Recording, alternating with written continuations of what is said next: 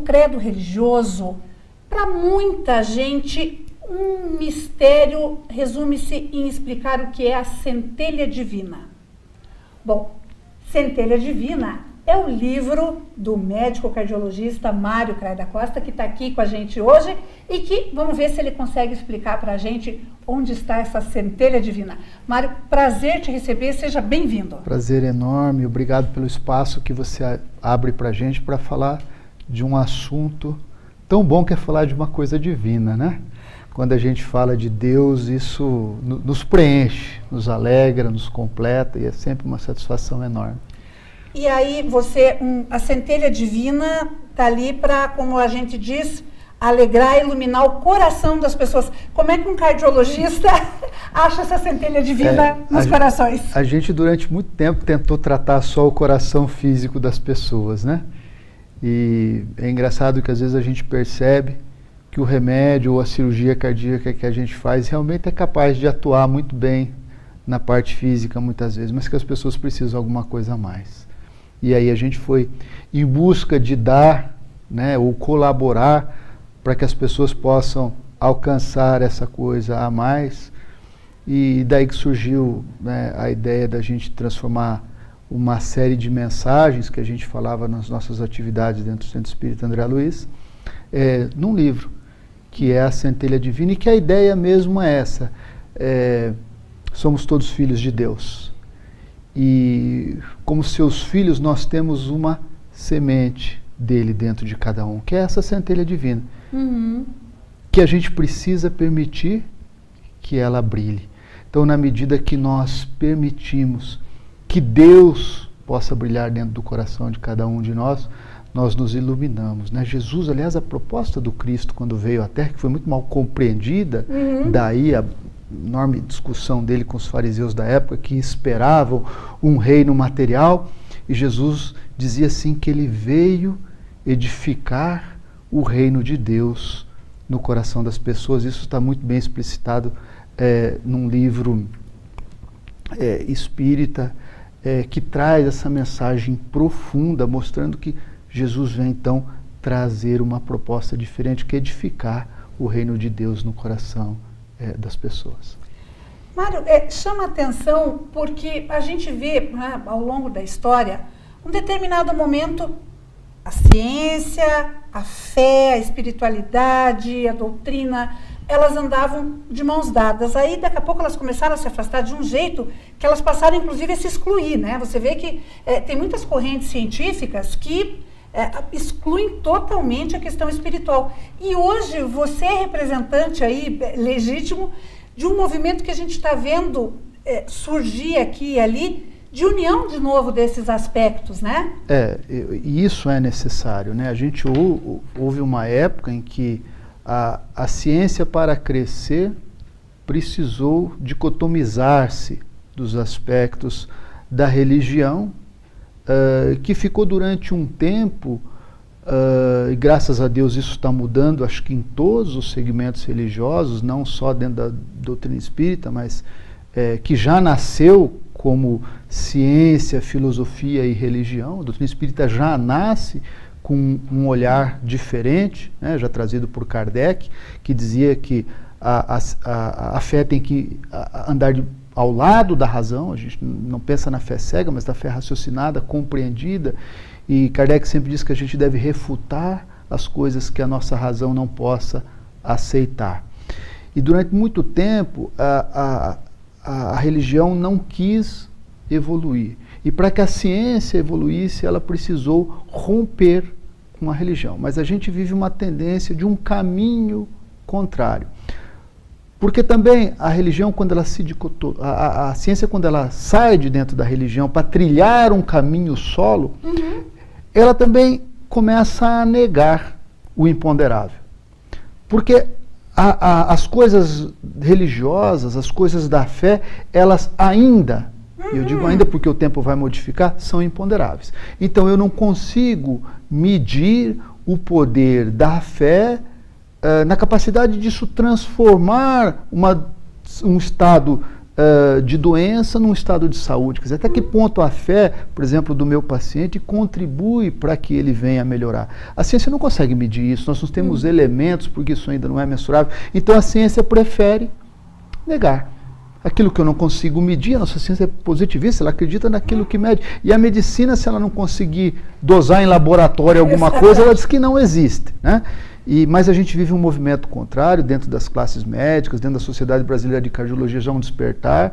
Existe já um grupo de estudos voltado para a espiritualidade, está se criando um departamento ali dentro para estudar a espiritualidade e medicina, que congrega pessoas de diversos credos religiosos, mas preocupados e olhando já de uma forma diferente para os aspectos da religião, da espiritualidade, quanto isso possa modificar a nossa vida. E a proposta do livro é essa modificação. É que a partir de um processo de transformação interior, a gente faça uma cura primeiro de nossa alma. O objetivo da doutrina espírita é criar um roteiro evolutivo para o espírito. Nós vemos o espírito como um espírito que vem evoluindo ao longo dos tempos. A ideia da reencarnação, aliás, é isso, que em cada reencarnação nós vamos nos melhorar um pouco mais. Então a ideia é a evolução da alma. E o livro vem trazer justamente isso, um roteiro, né, através de mensagens, mas um roteiro que nos apoia, nos ajuda a compreender, primeiro, a necessidade dessa evolução. Segundo, como essa evolução se processa do ponto de vista espiritual, mental e inclusive biológico, né? E terceiro, ele vem trazer assim as virtudes que o ser humano precisa para que ele caminhe nessa direção, né? As influências que esse processo sofre do ponto de vista de influências espirituais, seja do próprio espírito do indivíduo, sejam de eventuais interferências espirituais externas. E quando eu falo a gente fala em influência espiritual, isso causa um certo ar místico às pessoas, mas isso não existe. As pessoas já pensam em fantasmas, em assombrações, né? Vamos falar de anjo? Isso. Vamos falar de anjo? Falar de todo mundo, fala em anjo, todo mundo acha bonitinho e aceita. O anjo Aí da guarda, né? eu falo espírito, isso causa uma certa sensação assim de um temor. Bom, é o medo do fantasma, né? Da assombração. Mas o anjo é um ser material? Não é um ser espiritual. Portanto, todos nós temos um espírito guardião, que é nosso anjo de guarda. Então, todos nós convivemos, né, com isso. Se nós acreditarmos que existe um anjo de guarda, já partimos do pressuposto que o anjo é um ser imaterial. Logo, se ele é um ser imaterial, ele é um ser espiritual, né? Então, quando nós falamos de influência espiritual, essa influência espiritual do nosso anjo de guarda, essa influência espiritual é a influência espiritual que eu estou agindo sobre você agora, que você está agindo sobre mim nesse momento. Né? Nós somos espíritos em essência. Então, você nesse momento, nós estamos aqui próximo, conversando, você está recebendo o influxo da minha alma, como eu estou recebendo o influxo da sua alma. Se você me recebesse aqui com antipatia, sem esse carinho que você tem pelas pessoas que vêm aqui, obviamente que eu não me sentiria bem. Eu estaria sob uma influência negativa. Se eu viesse aqui também te falar de assuntos desagradáveis, provavelmente também você receberia uma energia que não é boa. Nós vivemos num mundo de energias, né? Sejam energias das criaturas encarnadas, e nós temos a energia do mundo espiritual das criaturas desencarnadas, vivemos num mar de energias. E o livro fala muito disso também, de como é que a gente vive no meio dessa energia, e como que a gente consegue trabalhar com elas e viver de forma saudável com essas energias, sem medo, sem preocupação, mas entendendo que isso tudo é um processo natural que precisa ser desenvolvido pelo ser humano. Então, quer dizer, hoje se vê que muitas doenças físicas que as pessoas têm, mensuráveis e que você pode medir lá no vidrinho do laboratório, enxergar no exame de radiologia, seja ele qual for, é também uma doença da alma. É também um desequilíbrio, sem dúvida alguma, do tripé mente, corpo e espírito. O ser humano é esse tripé? Exatamente. E sem dúvida alguma, quando a gente tem o processo do adoecer, ele envolve este tripé. A gente não pode atribuir todas as doenças a uma causa espiritual. Posso pegar uma gripe, porque eu não me agasalhei direito, eu cheguei perto de uma pessoa que estava com uma gripe, ela me transmitiu o vírus e eu peguei uma gripe e não tem nada de espiritual nisso. Bom, porém, se essa gripe me debilitar, ela vai alterar o meu humor. Ao alterar o meu humor, ela vai alterar o meu funcionamento mental. Ao alterar o meu funcionamento mental, ela vai interferir com o funcionamento da minha alma, porque eu perco o meu bem-estar. Então veja que o biológico age sobre o espiritual também, mas o caminho inverso, ele existe. Eu tenho aqui uma parte interessante, que a gente podia até comentar. Eu dou aqui na antecapa final do livro uma receita para todos os pacientes. E eu digo assim, não guarde mágoas, elas obstruem as coronárias. Perdoe sempre. Né? Não reclame da vida, isso aumenta a pressão arterial. Trabalhe por dias melhores. Em matéria de amor e bens materiais, preocupe-se mais com aquilo que você pode dar do que o que deseja receber. Ore sempre, escura a alma. Né? Mostrando que assim, bacana isso. Muitas situações nossas surgem a partir do desequilíbrio interior. Então eu guardo uma mágoa enorme por alguém. Né? Quando eu guardo aquela mágoa, aquilo fica dentro do meu cérebro ali, processando aquela ideia da mágoa, do sentimento que eu fui injustiçado por alguém, ou que alguém me fez mal, ou que alguém não me quer bem. E enquanto eu estou pensando nisso, eu estou criando um influxo de energia mental deletério, negativo. Essa energia mental, ela vai... a gente pensa que o pensamento fica restrito ali na nossa cabeça e não acontece nada. Não, ele é uma forma de energia. Tudo que eu penso, eu estou emitindo. E ao emitir, ele passa primeiro por todo o meu ser. Quer dizer, ele vai interferir com o funcionamento do meu corpo espiritual, porque eu estou poluindo as energias do meu corpo espiritual, que na doutrina espírita nós chamamos de perispírito. Eu estou contaminando todo esse veículo fluídico que liga o meu corpo físico ao meu espírito, ou seja, a gente tem interfaces, um corpo físico material, um espírito energético e uma interface de comunicação entre essas duas coisas, que é esse campo energético que é a minha alma. Né? O espírito encarnado é a alma. Essa alma, ela é energética. E a minha mente, ela é a energia eletromotriz que movimenta as energias da minha alma. Então, se eu estou movimentando com energias deletérias, eu vou criar desequilíbrios no funcionamento.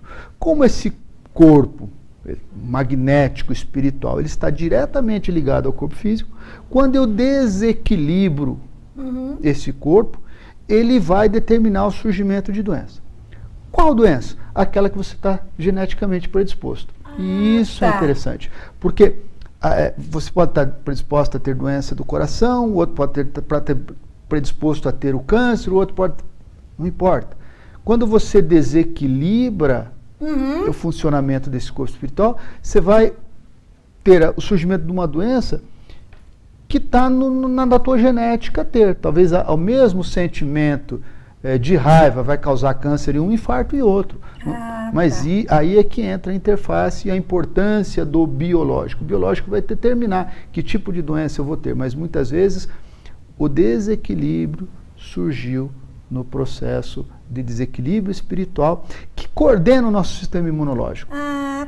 E boa parte das nossas doenças, por exemplo, a doença aterosclerótica que leva ao infarto é uma doença inflamatória. Portanto, ela está ligada ao nosso sistema imune. O câncer é uma falha do nosso sistema imune em detectar uma célula cancerígena e destruí-la antes que ela produza um tumor. Então, os processos patológicos, eles passam de alguma forma pelo nosso sistema imune. E o nosso sistema imune, ele está como que subjugado pelas nossas energias mentais. Então, é como se a nossa energia mental, ao desequilibrar-se, atuasse de forma negativa sobre o nosso sistema neuroendócrino e imunológico, propiciando o surgimento de diversas patologias. Claro, a gente não vai entrar aqui em detalhes da patologia, nós temos as doenças autoimunes, nós temos as artrites, nós temos as doenças inflamatórias, mas que tudo, em resumo, tem alguma participação, de modo geral, do processo do nosso sistema imunológico. E ele é o primeiro, às vezes, a ser transtornado, além, claro, dos nossos transtornos de ordem mental, daí, quer dizer, a depressão, a ansiedade, os transtornos psiquiátricos, que muitas vezes também começam no espírito, né? Então a doença toda passa por um conjunto de coisas. Por isso que a medicina chinesa já falava em tratar o indivíduo e não a doença.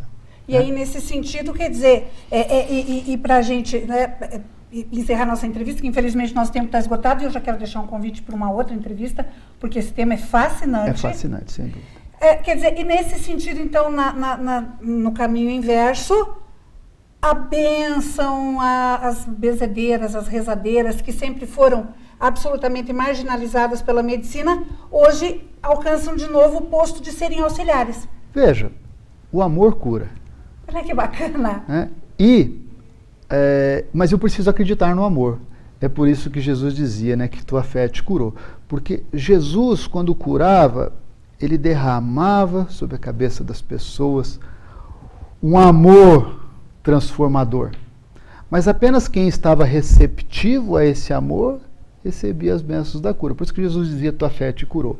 Então, quando nós somos amados e recebemos este amor com fé, acreditamos nesse amor, acreditamos que somos dignos de sermos amados, acreditamos que não existe rótulos, né? Você pode ser a benzedeira, pode ser o padre, pode ser o pastor, pode ser o médium no centro espírita, o rótulo não importa, desde que o indivíduo se propõe a cuidar do outro, né?